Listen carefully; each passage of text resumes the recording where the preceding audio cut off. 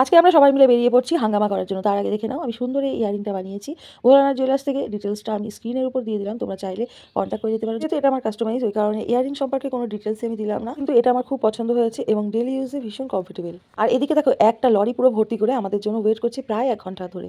যেহেতু আমরা যে স্পটটাতে যাচ্ছি সেই স্পটটা আমরা পুরোপুরিভাবে চিনি না, আর লরিতে থাকা মানুষগুলোর মধ্যে বেশিরভাগ লোকজনগুলোই ওই স্পটটা চেনে। তো ওই কারণে ওদের সাথেই আমাদের যাওয়ার কথা ছিল। তো আমরা যেহেতু বাড়ি থেকে বেরোতে একটু দেরি হয়ে গেছিলো, ওরা আমাদের থেকে অনেকটাই আগিয়ে গিয়েছিল। তো ওই কারণে আমরা ঠিকঠাক মতো চিনে পৌঁছাতে পারছিলাম না, যে কারণে অনেকটাই দেরি হয়ে গেছিলো। রাস্তায় এদিক ওদিক ঘোরাঘুরি করতে করতে ওদেরকে খুঁজে ফাইনালি বের করেছিলাম। আর এর মধ্যে দেখো সেরা সেরা বাদরগুলো কিন্তু আমাদের গাড়ির মধ্যে উঠে গেছে। আর রাস্তাতেই যখন আমরা যাচ্ছিলাম, রাস্তার দুধারের ভিউগুলো দেখতে আমাদের ভীষণ ভালো লাগছিল। আর এই রাস্তাটা দেখে মনে হচ্ছে আমরা যেন রাঙামাটি রাস্তায় চলে এসেছি। তো দেখো ফাইনালি আমরা পৌঁছে গিয়েছি যেখানে আসার জন্য আমরা বাড়ি থেকে এতটা হুজ্জুতি করে বেরিয়ে পড়েছি। তো তোমরা সবাই সম্পূর্ণ ভিডিওটি দেখতে থাকো, আশা করছি তোমাদের সবার খুব খুব খুব ভালো লাগবে। বলছি কি 5 মিনিট ওখানটায় দাঁড়ানোর থেকে এখানে 1 ঘন্টা দাঁড়াতে কেমন লাগলো? 5 মিনিট ওখানে দাঁড়ানোর থেকে তোরা যে বাজের গ্রামে চিনতে পারবি না। তোমরা তো আগে পরে সবাই জানো যে আমার বোন কতখানি কুট নেই। তো যাই হোক, ওর কথা আমি ইগনোর করে নিয়ে চলে আসলাম আমরা বাড়ির মধ্যে। আসলে আমরা যেখানে পিকনিকে এসেছি সেটা আমার দিদির বাড়ি। আর তার আশেপাশের ভিউটা জাস্ট তোমরা একটু দেখো, কতটা সুন্দর আশেপাশের ভিউটা। তো আমি আর দেরি না করে চলে এসেছিলাম মাঠের মধ্যে। তারপর কিছুক্ষণ পর আবার চলে গেছিলাম দিদির বাড়ির মধ্যে।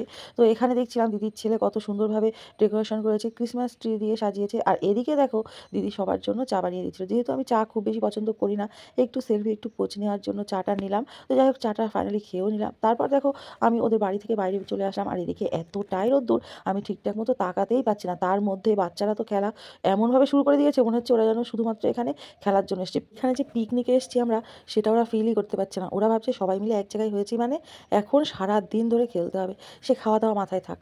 আর আমরা এমন জায়গায় পিকনিক করেছিলাম, মনে হচ্ছিল দেখে দূর থেকে একটা বাগান বাড়ি।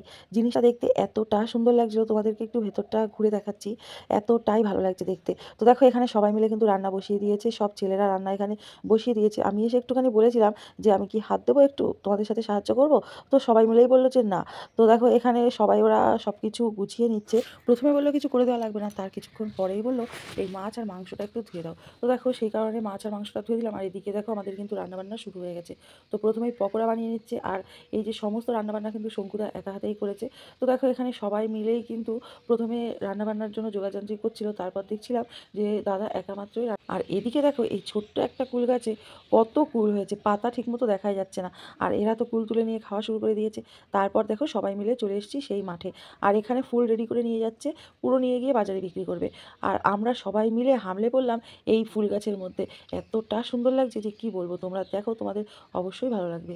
তাই ও শোনা, এই দেখো শোনা, কোকো ভাইটা ধরতো, একটু চুলটা পোঁছাস দে।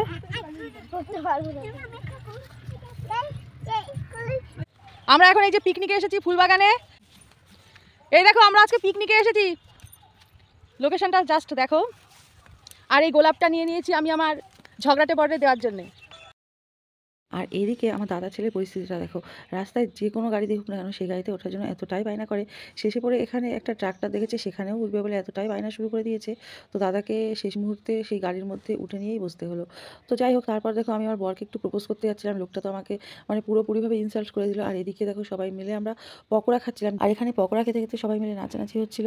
আর এদিকে আমি একটু খুন্তি নিয়ে কড়াইতে একটু পোজ দিচ্ছিলাম। তো যদিও সব কিছু ভাজাভুজি হয়ে গেছিলো, তো তারপর ভাবলাম যে খালি কড়াইতে এরকম করবো, ওই জন্য রেখে দিলাম।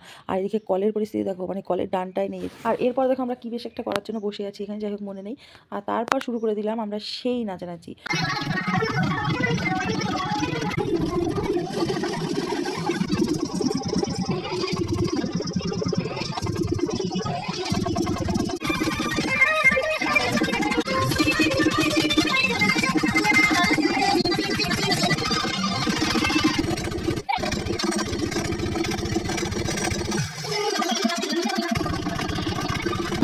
আর এদিকে সবাই যখন আমরা নাচের তালে ব্যস্ত, দিদি দেখছে যে সবাই মিলে যদি এরকম নাচানাচি করা হয় তাহলে খাওয়া দাওয়াটা হবে কখন। যেহেতু বাচ্চারা ওদের অনেকটাই খিদে পেয়ে যাবে, তো এই কারণেও নিজের হাতে চলে আসলো রান্নাবান্নার দায়িত্বটা নিতে। এখানে ভাতের জন্য চাল বসিয়ে দিয়েছে, চালটা ফুটছে। আর এদিকে চালটাও ভিজিয়ে রেখে দিয়েছে, মানে জলটা ফুটে গেলে চালটা দিয়ে দেবে। আর তার পাশে বাচ্চাদেরকে কিছু মাংস তুলে দিয়ে দিয়েছে, ওরা পাশে বসে বসে খাচ্ছে। আর এদিকে দেখো রান্নাটা ফাইনালি হয়ে গেছে। তো রান্নার মধ্যে কিন্তু অনেক কিছুই ছিল, বেগুনি ছিল, পকোড়া ছিল, তারপর মুড়িঘণ্টের ডাল, মাংস ছিল। এদিকে আমি স্যালাড নিয়ে নিয়েছি, স্যালাডের পরিস্থিতিটা তোমরা বুঝতেই পারছো, পিকনিকে কিন্তু এগুলো হয়। পুরো পুরো ঝুড়ি তো।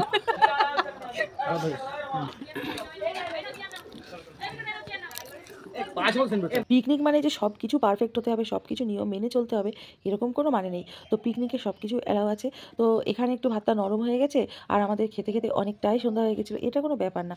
আর এদিকে দেখো বাচ্চারা ওই যে ওদের খেলা নিয়েই ব্যস্ত, এটা ছেড়ে সেটা খেলা, সেটা ছেড়ে ওটা খেলা। আর এদিকে তোমাদের একটু দেখাচ্ছি সন্ধ্যা হলে ফুল বাগানটা দেখতে কতটা সুন্দর লাগে। ফুল মানে তো সবসময় সুন্দর, সেটা রাত বা দিন সব সময়তেই সুন্দর।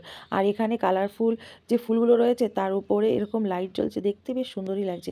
আর এদিকে দেখো আমার মানে ড্রেসপত্র কোথায় কী রয়েছে বুঝতে পারিনি, আর আমি একটু পরে গিয়ে প্যান্টটা ছিঁড়ে গেছিলো, তো যে কারণে আমি এরকম সায়া পরে নিয়েই অগত্যা আমাকে ঘুরতে হচ্ছে। আর এখানে সায়ার উপরে চুড়িদার পরে নিয়েই সবাইকে চা সার্ভ করছি। তো যাই হোক, সব মিলে কেমন লাগলো আমার ভিডিও অবশ্যই কমেন্টে জানিও। ভালো লাগলে লাইক কমেন্ট করো কিন্তু।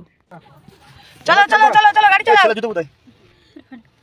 আয় বাবা, আমার আছে বিশাল গাড়ি চালা। আমি চালাতে পারবো না।